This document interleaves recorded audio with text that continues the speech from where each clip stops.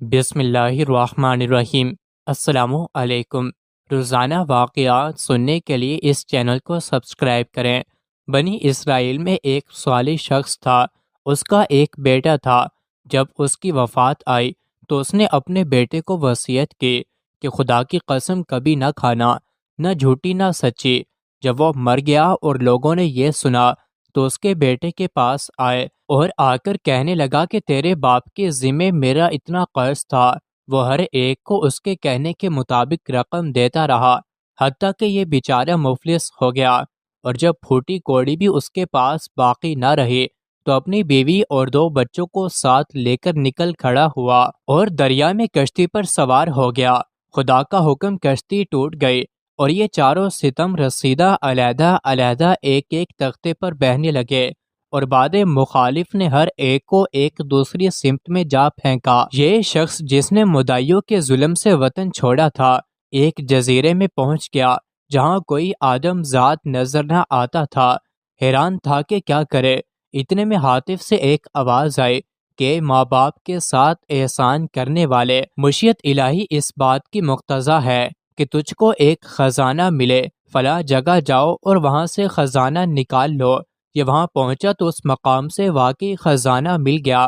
پھر اللہ تعالیٰ نے کچھ آدمی کہیں سے وہاں بھیج دیے۔ اس نے ان سے بڑا اچھا سلوک کیا اور اس کے اس نیک سلوک کی خبر گرد و نواح میں پھیل گئی، اور مہمان نوازی و غربہ و پروی کی دور دور تک شہرت ہو گئی۔ چنانچہ اطراف و جوانب سے لوگ اس کے پاس آنا شروع ہو گئے، اور جو آتے گئے وہیں بستے گئے، یہاں تک کہ وہ جزیرہ ایک بڑا شہر ہو گیا، اور یہ شخص اس جزیرے کا حاکم بن گیا۔ خدا کی شان! جیسے کہ اور آدمی اس کی خبر سن سن کر اس کے پاس آتے تھے، ایسے ہی اس کے بڑے بیٹے کو بھی خبر لگی کہ ایک شخص ان اوصاف کا فلاں جزیرے میں ہے، اور اس کی وجہ سے وہ جزیرہ آباد ہو گیا ہے۔ یہ سنتے ہی وہ بھی ادھر کو روانہ ہو گیا۔ جب وہ وہاں پہنچا تو حاکم سے ملاقات کی، اور حاکم جزیرے سے ملاقات کی۔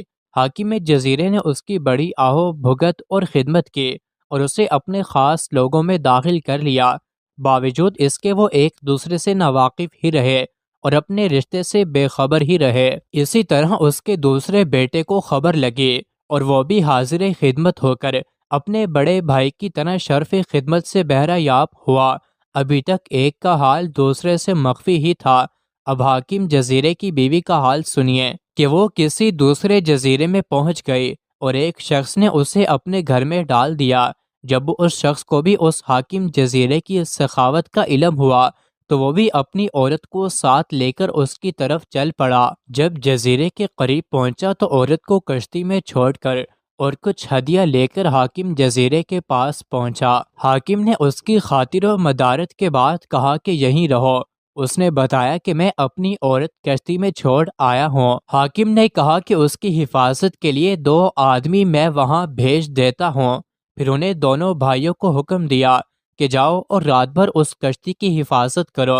جب وہ دونوں کشتی کے پاس پہنچے تو آپس میں صلح کرنے لگے کہ ہمیں اس عورت کی حفاظت کے لیے بھیجا گیا ہے، آؤ آپس میں کچھ باتیں کریں اور آج تک زمانے کے حالات میں سے جو کچھ جس کو معلوم ہے وہ بیان کرے، تاکہ رات بسر ہو اور نیند نہ آئے۔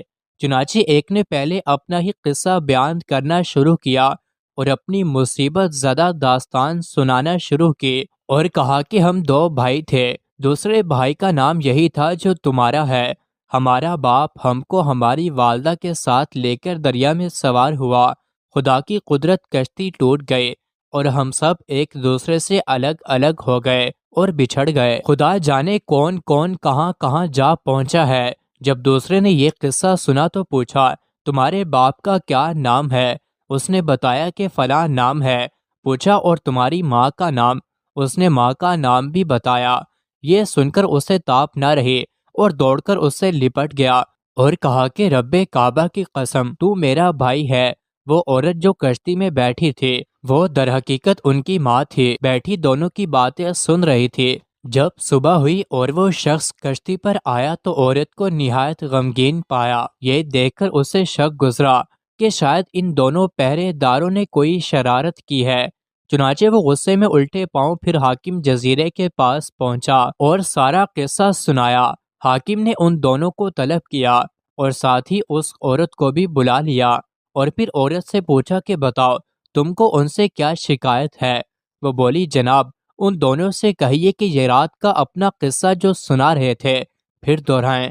چنانچہ انہیں یہ حکم دیا گیا اور انہوں نے پھر وہی قصہ بیان کیا۔ حاکم جزیرے نے یہ قصہ سنا تو بے اختیار اپنے تخت سے اٹھا اور ان دونوں کو سینے سے لگا کر کہنے لگا خدا کی قسم تم تو میرے ہی بیٹے ہو۔